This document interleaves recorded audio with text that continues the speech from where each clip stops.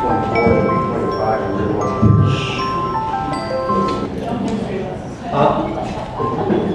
Ready? Hi, my name is Sundheim. I'm running for the United States Senate. That's Duff as in dumb, ugly, fat. You know, America used to be the land of opportunity. And in California, we even had a special name for it. It was called the California Dream. And it was for people like Walt Disney, who had an imagination and came here to fulfill that vision that he had. It's for people like Elon Musk, who came here and created Tesla and SpaceX. And it was also for people like Ronald Reagan, who grew up in a little town in Illinois, dreaming of sports, being a broadcaster, and he dreamed of coming to California. And he came to California, and he lived his dream.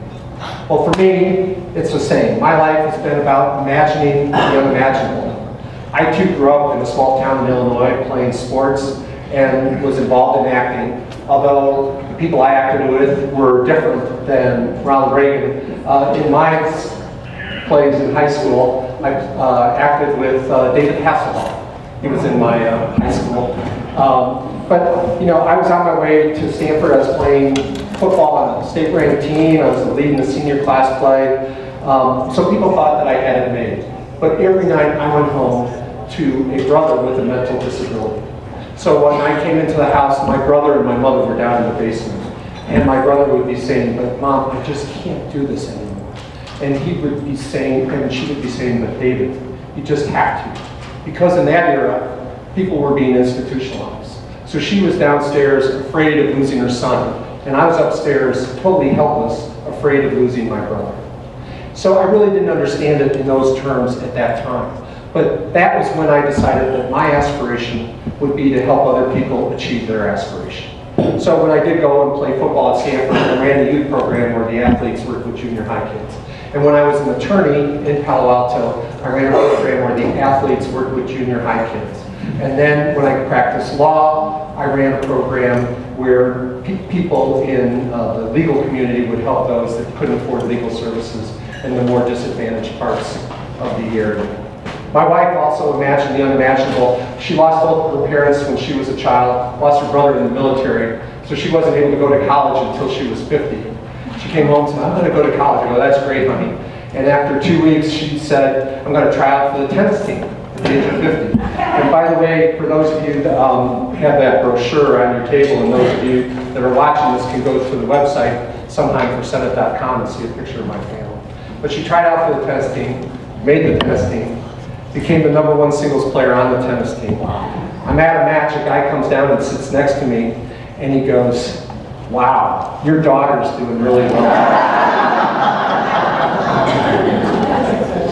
She gets into Cal. She's going to live at Cal. We're looking for dorms, apartments. She wants to live the college life. Gets contacted by Mills College. They say, "You know, your grades are fantastic.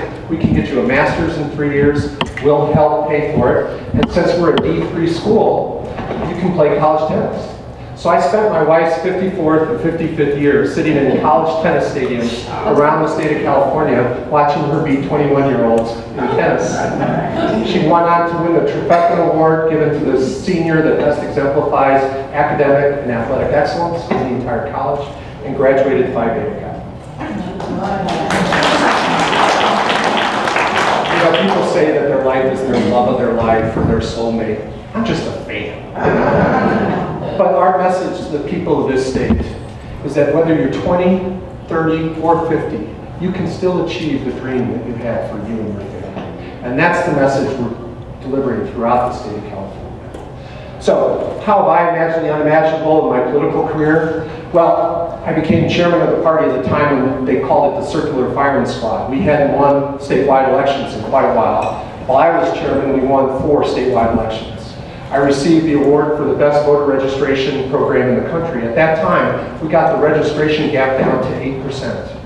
We did the only successful recall of a governor in the history of the state of California, taking on somebody, I don't know if you remember, but in 2003, they were talking about Gray Davis as a potential presidential candidate. We took him out. Then, you know where Magic Mountain is? You know where the suburbs of Carson City, Nevada is? Well, Nancy Pelosi drew a district that went from Magic Mountain to the suburbs of Carson City, Nevada. We said, that's wrong. 5 minutes left or gone? I've talked 10 minutes? Wow. Probably not great. So we took on Nancy Pelosi, did redistricting reform. Then what we did is that we, sorry, thrown off a little bit by that. Then we took on the public employee unions with Mayor Reed in San Jose and brought pension reform to the people of San Jose. So I know how to take on the powerful forces and be successful. In this election, we need to win this election. Kamala Harris would not be good for the state of California. She believes that if you've been deported 5 times and committed 7 felonies, you should be allowed to stay in this country. She chose, there were 9 school children that said that their constitutional rights were being violated in the education system. The judge agreed with her. Did Kamala Harris enforce that ruling? No, she appealed it. She sued to prevent its implementation. She also is in the pocket of her political donors. She's chosen her donors among, even when there were suits brought by the most vulnerable amongst us. It's very important that we get behind one candidate and win. I believe I am that candidate. I am the only candidate that appeared on the debate stage that's in the statewide voter pamphlet.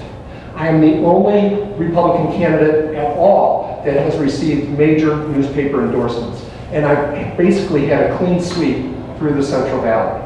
I'm the only Republican candidate approved by major donor Republican organizations. And based on what the LA Times told me yesterday and what was written in an article, we are the only Republican candidate that has an independent expenditure, spending money on our behalf. So if it's about winning, I believe we have the best chance to do this. At the end of the day, I don't believe this is about Republican versus Democrat or liberal versus conservative. It's about who has a vision of the future, who's going to defend the status quo, who's going to fight for the families of California, who's going to defend the special interests. I do have that vision. I will fight for those families, and I will win this election. Thank you very much.